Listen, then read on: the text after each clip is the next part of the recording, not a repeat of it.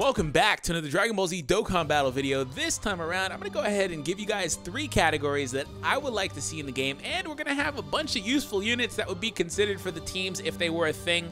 Of course, now I try to go through just most of the units in the game. Forgive me if there's at any point like a unit that you remember or like you don't see its name on the screen, because again, I don't know every single unit off the top of my head, and I try to go through the list as best I could and, you know, put down a lot of notable type of units and stuff like that. So hope you guys enjoy this. Subscribe if you're new for more content. And that being said, before we get started, let me know in the comments your just one team that you would like to see come to fruition in the game. Quick honorable mention would be a transform team, because I don't know if that's the thing that I really want, because I hate the grade 8 mechanic, just personally don't really like it, but I would like the concept of it, right? And that's kind of what Raditz's low-class warrior, low-class Saiyan or whatever thing is. It's flooded with a lot of ape-type units, and that's pretty much a team that we could see. Shoot, even, you know, at the time of this video's recording, Tapion has been announced in JP, which is really annoying because I should have done this video when I planned it like 2 weeks ago, 3 weeks ago, because I could have just totally been like, hey, I called it. But you know, it's possible he could be something like a movie category leader, or like a transform / gigantic type of leader for, like, you know, Hirudegarn. So who knows? But that being said, we're gonna jump into and again, no particular order, my first one that I have here is gonna be the strongest clan in space. So this one has a lot of potential because we don't know what we'll get, because there are more Frieza race characters in the extended lore of Dragon Ball, from like Dragon Ball Heroes, Dragon Ball Online, things of that nature. So this has a lot of potential. Now, that's not me saying that I think Dokkan will go out of its way to put a lot of those units in the game anytime soon at all, but really Dokkan is in a really good stretch as far as their ability to put out different units. Recently, they put out SS3, Gohan, and Trunks, for example, and Bardock came after that. So really, they are just in this position where it's like, hey, I'm going to put out whatever I want. I don't care anymore. And I'd rather have that than have like 50 different versions of just, you know, SS1 Goku, for example, which we already have a bunch of those in the game anyway, like over 20, I think. But anyways, so that being said, this has a lot of potential. And there are a lot of units that I kind of really looked at and were like, well, they're really underwhelming. For example, not saying that they're bad or anything like that if you use them on your team, but like something like a Super Strike King Cold, right? He's not so good anymore. He has an awesome passive, by the way.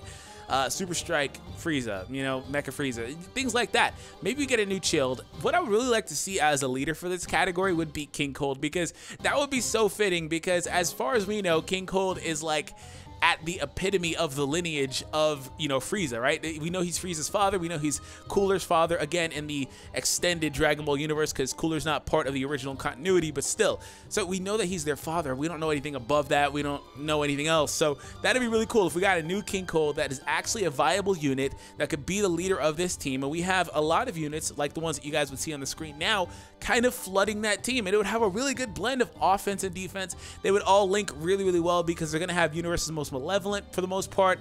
That's not going to be a thing that everybody has, but a lot of them will have it. Of course, they still have that Meta Cooler support there if they want that. Also, they will most likely have strongest clan in space. In fact, I'm pretty certain of that.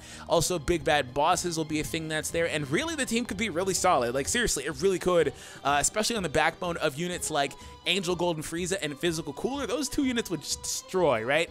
Especially if this team gets anything above 150, it's just going to be monstrous, which is the normal for a lot of the category teams. The only 2 I think that aren't, you know, getting any sort of statistic over 150 are Kefla's and Ultra Instinct Goku's, and we're expecting those 2 units to Dokkan into something that gives 150. So hopefully that is something that could happen in the future. Now, jumping into another one that I really like is the movie category one, and like I said, this is something that could be coming out. We don't exactly know.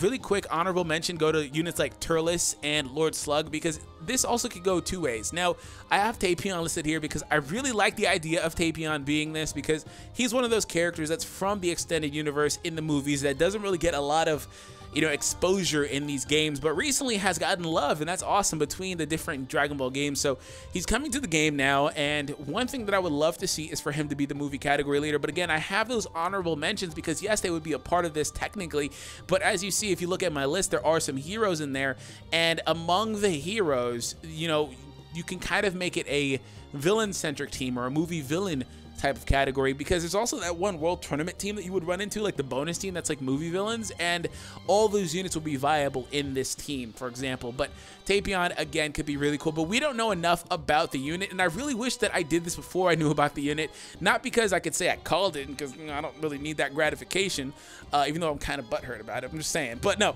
I don't really need that, but mainly because now I'm just wondering what they're going to do with the unit.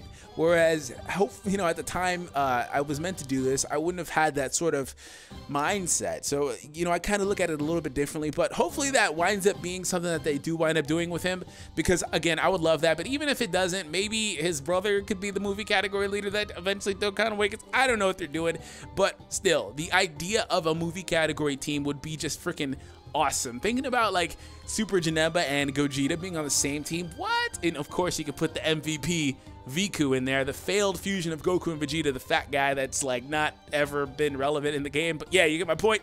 You put him in there for the memes, man. So anyways, it would be a lot of fun. So finally, guys, jumping into the last one. This one's really cookie cutter, really easy to explain.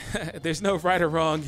It is the full-blooded Saiyan one, because everybody wants this. Like, they either want this. Every time I do something like this, they always say full-blooded Saiyan, or they always say like Super Saiyans, or like a couple of cool ones I saw were like GT and things like that. And hopefully things like that happen, because it does.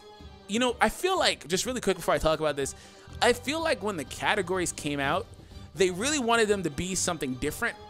Like the first couple of category leaders, you know, Omega and SS4 Gogeta, they wanted them to be something different that the other category leaders did not sustain, in that they wanted them to be very, very limited and just really, really specific.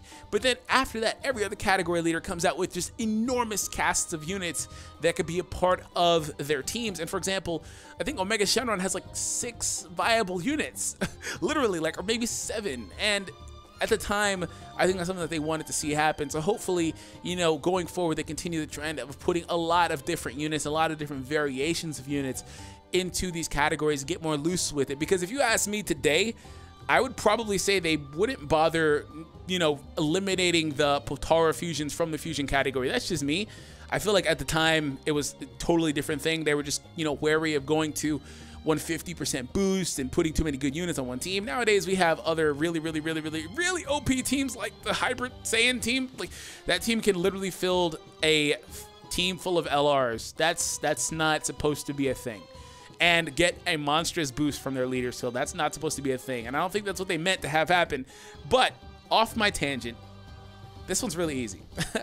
Any Goku, any Vegeta, any Broly, assuming that they don't have the exact same name, right? You can't use both STR, LSSJ Brolys on the team. You can't use that guy. You can use a Transcendent UR one, and then, you know, the LR on the team too. That would probably be optimal or something like that. And then any version of Goku and Vegeta, SS1, base form, SS2, 3, 4, God, Blue, whatever, they'd all be considered, because the character would be a full-blooded Saiyan. And of course, their parents, their families. Of course, Bardock's team would be in there. And again, Turles and Tarble as well. I'm hopefully not forgetting anybody that'd be in the game. But again, like I said in the beginning, maybe I do forget some things here and there. So like I said, this was a lot of fun. Just thinking about this hypothetically. Let me know in the comments what would be like 1 or 2 or a couple of, just, you know, at your own discretion, different units that you would like in sort of like a category-centric team. That'd be really cool. Again, a really good time, because Tapion's coming out, and I'm really optimistic about that, and the prospects of maybe that meaning something different for the game, in that they'd be a lot more loose with introducing other units that we haven't seen yet, and other characters that we haven't seen yet, because we got things like Darkness Toa, a bunch of different SS3 units that are, of course, not from the original continuity. So who knows, man, at this point. But anyways, thank you guys for the continued support. I really appreciate it here on the channel. That being said, subscribe if you happen to be new. Let's hit a like goal of 800 likes on this video. If you would not check out the previous part of this, the one I uploaded yesterday, where I talk about the top 5 Transcendent URs that are not currently a part of any sort of category in Dragon Ball Z Dokkan Battle yet. And yes, we did talk about SS4 Goku, because a lot of people seem to think he's in the Shadow Dragon Arc 1 when he's not. Make sure that you guys check that one out. It'll be annotated on the screen right now. But again, thank you for the support. I'll catch you guys in the next one. Take it easy.